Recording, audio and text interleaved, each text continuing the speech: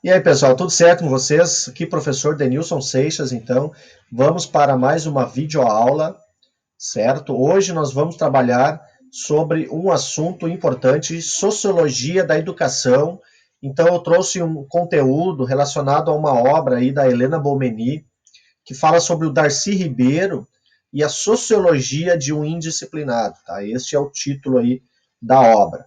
Então, nós vamos trabalhar um pouco sobre a questão da Europa, né? Como a Europa ocorreu algumas mudanças no campo da educação durante o período aí do século XVIII e depois a gente chega ao Brasil aí, século XIX, século XX, a gente vê como a educação e a sociedade brasileira se organizou neste momento, então, certo? Vamos lá, então. As revoluções modernas e a educação. Então, a Revolução Francesa, por exemplo, e a Revolução Industrial, ela trouxe mudanças significativas em toda a sociedade, não só na Europa. Isso depois, né, foi espalhando aí as influências tanto da Revolução Industrial quanto da Revolução Francesa. Lembrando, a Revolução Industrial nada mais é do que o processo de industrialização, né, uma mudança na forma de produzir as mercadorias, que antes era de forma manual, depois, então, como uma forma industrial, aumentando a produtividade, produzindo mais mercadorias em pouco tempo, e através disso surgiu aí uma urbanização na Inglaterra, uma massa operária também, uma classe operária, né, também. E isso, então, depois outros países começaram a adotar este formato industrial, e o Brasil depois, mais tarde também, né? Então, esse processo aí de industrialização foi importante em termos de mudança social, por isso que se chama Revolução Industrial. Já a Revolução Francesa, de 1789, ela também realizou mudanças, porque na época, então, havia um governo absolutista na França, o rei controlava a economia, a política, a cultura, a religião, tudo passava pelo crivo do rei, né? Então, havia uma desigualdade social muito grande também, a grande massa da população pagava muitos impostos e sustentava as outras duas camadas, que era o clero e a nobreza. Então, todo esse contexto revolucionário aí mudou também o campo da educação, né? Então, havia um tipo de organização muito arcaica na época, né? A gente está falando do século XVIII, então, na Europa. E nesse contexto, então, surge aí a educação como um elo, né? Formando, então, uma nova civilização, vamos dizer assim, né? Uma mudança na civilização, uma mudança no modelo de civilização, isso é importante, né? A ser elaborado, então, este novo modelo baseado em moldes de liberdade, de igualdade, de fraternidade, de direitos, de cidadania, de democracia, tá? E também a formação de um Estado não mais absolutista, com o rei, mas sim um Estado chamado Estado liberal.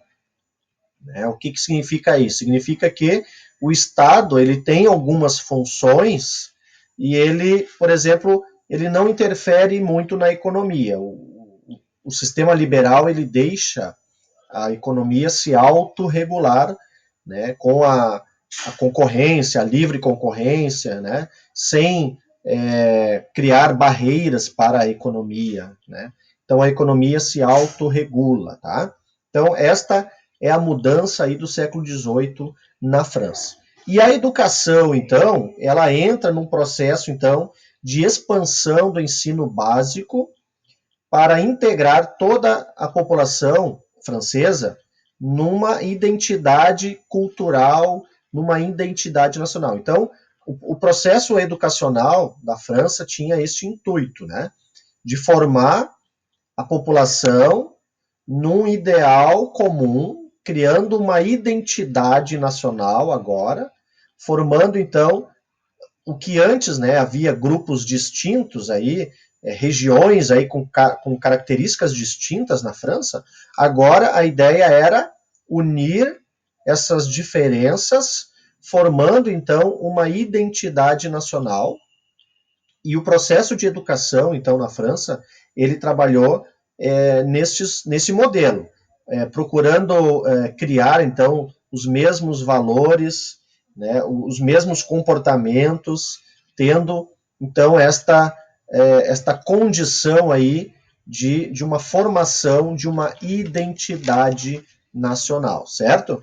Então, neste contexto, então, o governo, né, o Estado francês, liberal agora, ele será responsável pela educação nacional. O Estado tem esta função. E a partir disso, então, surge novas políticas aí voltadas para a educação, na esteira desta liberdade, desta igualdade, da cidadania, da democracia, da participação das pessoas nas decisões políticas, tá? Na França. Agora vamos ver o Brasil partindo do século XIX, né?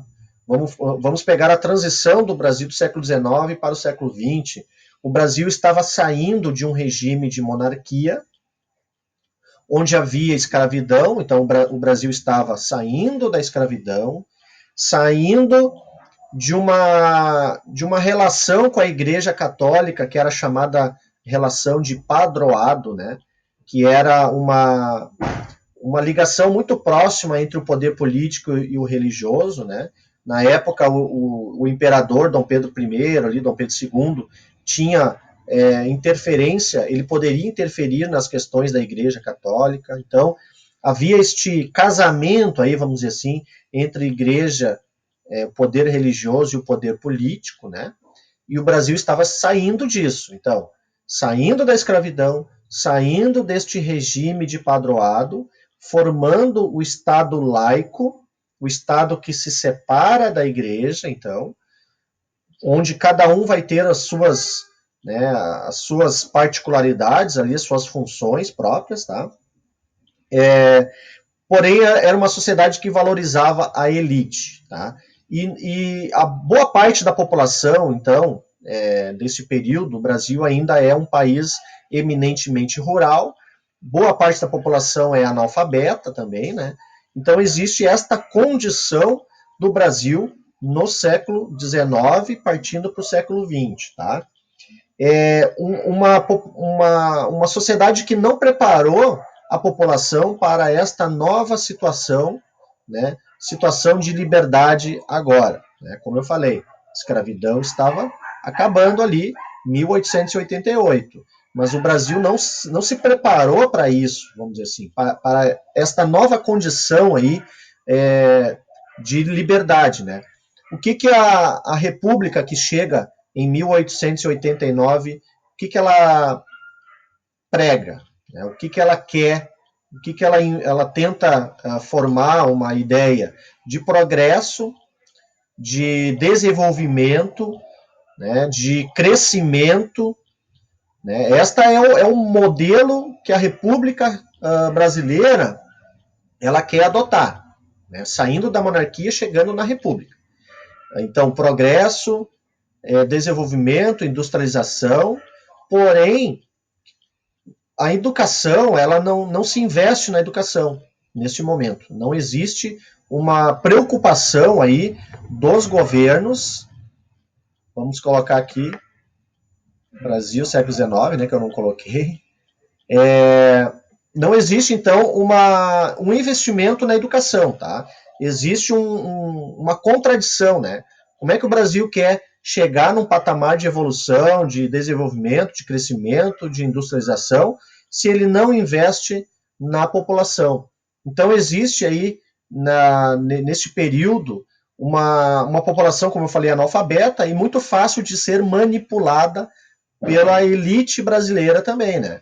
Então, é um problema, são problemas que existem e que isto afasta as pessoas da real condição de cidadania, né? Aquela cidadania onde as pessoas podem exercer seus direitos. Isso ainda não existe de forma plena na transição do século XIX para o século XX, né? Na transição da monarquia para a república no Brasil. Tá? Então, a educação não é prioridade neste momento.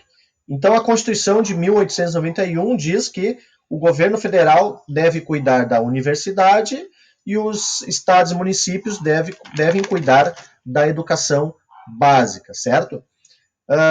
Então, as demandas da educação nesse período é a alfabetização. Aos poucos existe esta preocupação, porque o Brasil também está começando aos poucos a se industrializar, e ela precisa de mão de obra qualificada para suprir as necessidades da indústria, né? Precisa ter pessoas alfabetizadas para isso, né? Então, em 1920, surge uma crítica à política educacional vigente na década de 20, que, segundo os especialistas ali, Anísio Teixeira, por exemplo, é um dos pioneiros aí da chamada corrente da escola nova, né? Eles dizem que a política brasileira voltada para a educação, né? A política educacional no momento, uma política imediatista, que procura somente ter preocupação com o aqui e o agora, não pensa no futuro, não faz um planejamento do futuro, certo? Na década de 1930, então, surgem algumas mudanças. O Manifesto dos Pioneiros da Educação Nova, tá? Vamos colocar aqui, então, Manifesto dos Pioneiros da Educação Nova, que procura, então, valorizar políticas voltadas para a educação pública, a educação laica, a educação gratuita e a educação para todos, certo? E neste período, então, surge o Ministério da Educação e o Conselho Nacional da Educação. Aos poucos, então, as políticas educacionais estão mudando, né? Após a Segunda Guerra Mundial, o Brasil, então, começa a ter algumas políticas mais democratizantes, e na década de 60, então, surge uma nova linha de pensamento com a educação popular, onde existe uma liderança aí, que é o Paulo Freire, uma educação chamada educação popular, então, formando uma pedagogia problematizadora, né? Fazendo com que os educandos se sintam parte da história e de que eles, então, podem interferir na sociedade de forma positiva através de uma consciência e de uma participação política também, né? Então, o Paulo Freire, com essa educação popular e essa pedagogia problematizadora, né, crítica também, né, fazendo esta transformação aí na questão educacional, certo? Então, o Paulo Freire é uma grande referência aí na educação nacional, procurando, então, fazer com que a educação ela fique vinculada à realidade do aluno, e não mais uma educação muito abstrata, né, muito distante da realidade do aluno. Então, toda a pedagogia, todo o planejamento educacional, o currículo, né, educacional, ele tem que estar próximo da realidade do aluno. Então, se o aluno vive numa periferia, a educação tem que estar de acordo com aquela situação dele, né? Se existe uma massa de trabalhadores industriais, como a educação deste período vai ser voltada para esta população, né? Então, vincular a educação à realidade do aluno, para que o aluno se sinta presente dentro da escola, motivado a estudar, e não com esse distanciamento como era antes. Certo? Então, chegamos até a década de 1960 com o Paulo Freire, então. Grande abraço e até um próximo vídeo aí.